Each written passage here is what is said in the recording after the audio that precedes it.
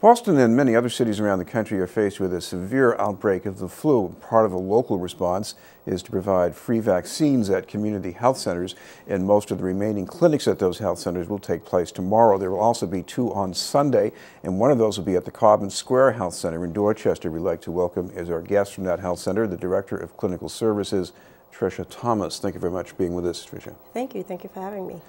First of all, for some people, you might think it's kind of late to be getting a shot now, but I guess it's still pretty important to do that. It is still very important to be getting your flu shot right now.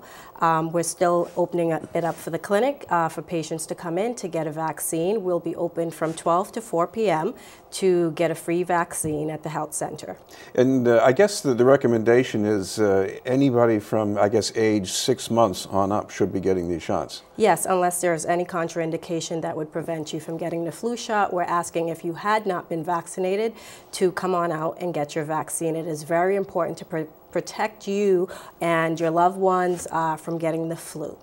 What about advice for either avoiding the flu from other people or to prevent giving it to somebody else? So what we're recommending is if you had not gotten your flu shot and you can get a flu shot, to receive a flu shot. We're encouraging good cough and sneeze etiquette, and we're encouraging good hand washing.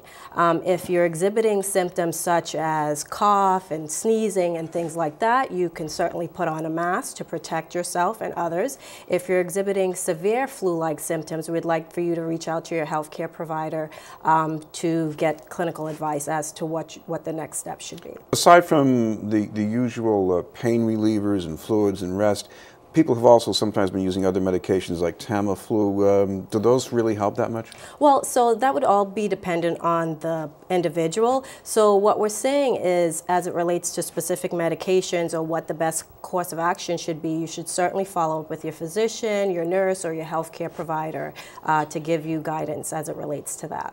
All right. What about the tendency by some people to go to a hospital emergency room? There are times, I guess, you absolutely have to go there, but maybe there are other times where you can get some help by going to maybe a handy location in the same neighborhood. Certainly, we're able to provide excellent care to the patients right there in the community. Also, be aware that there are certain levels of having flu-like symptoms. Some of these symptoms could be mild, some of these symptoms could be moderate, and some of these symptoms could be severe. For mild to moderate symptoms, those could be managed right in the community and also in your own home. It's just a matter of, if you're exhibiting these symptoms, to reach out to your healthcare providers. Every patient or every person in the community is going to present in a very different way. We should also mention one more time the hours when these shots are going to be given out Sunday at Cobbins Square Health Center. So we'll be open from noon to 4 p.m. and we're requesting people to come on out. We'll be happy to provide you with a free flu vaccine. All right, thank you very much for being with us. Thank you. From Cobbins Square Health Center, Tricia Thomas.